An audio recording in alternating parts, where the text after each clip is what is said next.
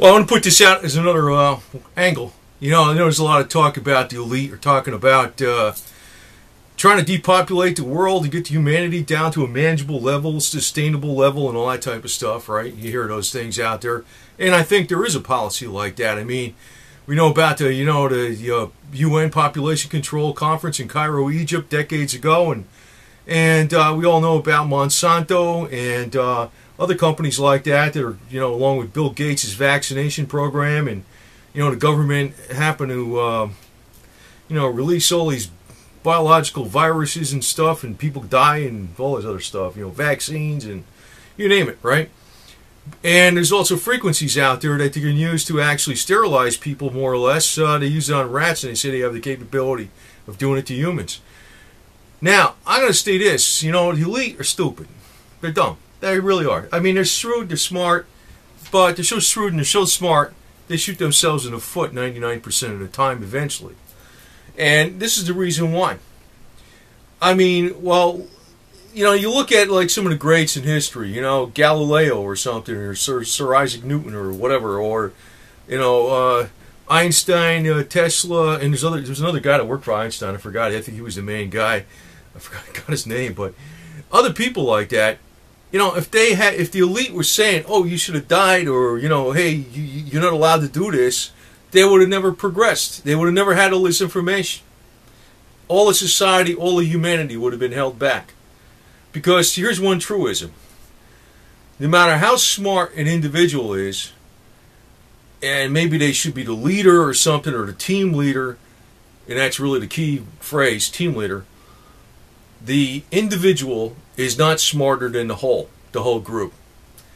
It's like when you put, I know sometimes the majority gets involved in stupid stuff, but talking about working individuals and thinking individuals, when you have a group and a team, the team is stronger than any one individual, and the strongest member of that team should be the team leader. Yeah, of course. But without the team leader is greatly diminished. Now, what I'm talking about here is more or less like the elite are trying to say an axiom that they are gods on earth. They're going to be the leaders, and they're going to control everything like a bunch of micromanagers. And it don't work.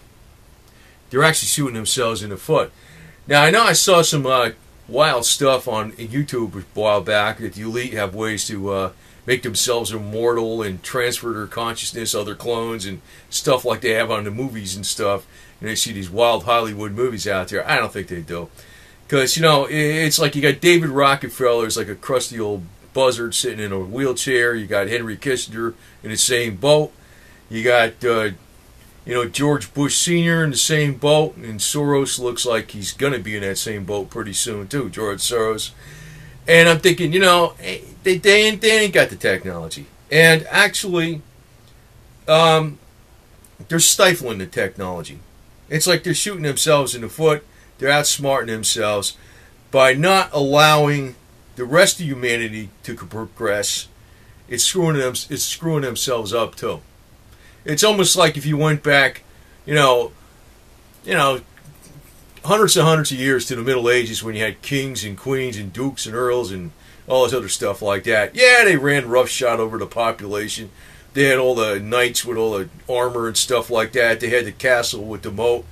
But you know what? They don't have even anywhere near what an average person has today.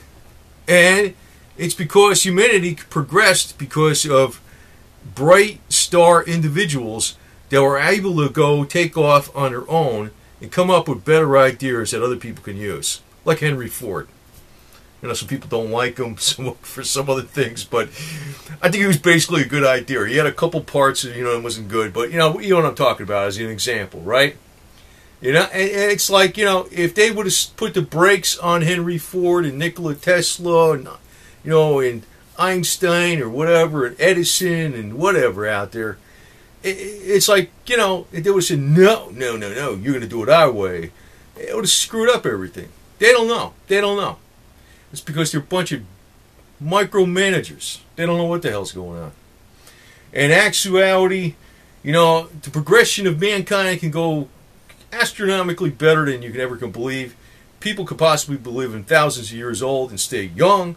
People could probably be traveling to other freaking parts of the freaking solar system, universe, or whatever the hell have you. No problem with overpopulation because the universe is pretty damn big, you know what I mean? So these micromanagers are a pile of idiots. You know, actually, if you want to take some studies and extrapolate them, you know, like in New York City, they used to have horses, you know, like before the cars.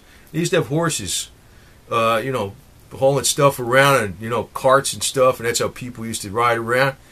You know, the horse crap, the horse manure would have been as high as the skyscrapers if you extrapolated that around on a computer with today's day and age of traffic and the number of people in the cities. They wouldn't even know what to do with the horse manure and even how to feed them. See what I mean? So new technology came out and solved the problem. Where this new technology came up from? It wasn't from the elite. It was people that came out, bright stars that came out from the people themselves. That's why the elite are idiots. And they're actually shooting themselves in the foot. They're idiots. They don't know what the hell they're doing. They're so shrewd, they outshrewd themselves. That's what's going on with them. So, you know, there's always a way around them. No matter what the hell they think, there's always a way around these yo-yos. But anyway, actually, I'm going to put something out here probably today on health. I was going to set up my spooky generator, the one that does the, you know, the Rife frequencies and the pad type Rife machines. I'm going to set it up on my elliptical machine, all 100% positive offset as a pad type Rife machine or whatever. I'll show you how to do that deal because I'm really cool on this technology because, you know, I think it actually, besides wiping out every single microbe in your body, which means you're like living in a super clean state like Howard Hughes would have loved to have been, right? You can also, you know, tune up everything, you know, detox everything, you know, purge your kidneys, your liver, whatever the heck it is, and get a lot of your DNA healing frequencies in there, and you name it, you know. Put the vitamin C frequency in you. And I got my ideas on how doing it because, you know, I am pretty well, I know it's controversial, and I'm actually going to get onto another video, but because it'll be too lengthy on this deal. I'm pretty much sold on what Holder Clark said about 100% of positive offset on these contact devices, and for everything, except, you know, if it's a square wave. I mean, not if it's a sine wave. But I'm digressing. I'm probably losing the audience here on this deal, but I'm just saying there's technology out there that's being developed by people that are not elitists. They're not know-it-all elitists that know everything like how the world should be and how many people there should be on the earth and this is how we're going to manage it. They're just making the world a better place, just like other people did before. I'm going to mention Henry Ford. I know some people don't like Henry Ford because of his association, his mistaken association with certain people in the 1930s. But by and large, he had a good heart, you know, and he did a lot of good stuff. But I'm trying to give him as an example because, you know, he was just a little guy. He was like, you know, what the hell was he? He was like a, you know, bicycle mechanic. He started figuring stuff out in a woodshed someplace, and he changed the whole damn world, right? But if he was a slave to the elite, or the elite says, no, you can't do that, you know, like in Russia or something, no, you cannot yet, no, you can't do that, you know what, you're done. And nobody else would have benefited. None of the elite would be driving around in cars except for maybe the, well, I guess they would, but nobody else would.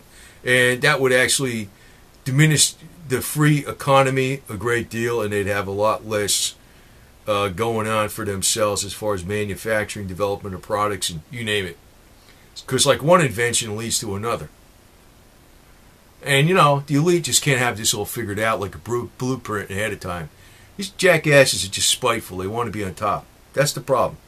I know, you know the other deal is too, that type of attitude is not always, well, it's definitely not just limited to the elite. You got that with the lowlifes too. Spiteful ones got to be on top of the other lowlife and whatever the hell you're at. You know, it's like that in almost every strata of society, and that actually holds people back.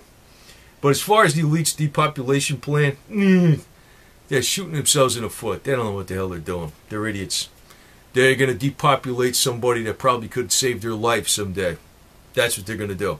That's how stupid they are. So, you know, the best thing to do is go around them.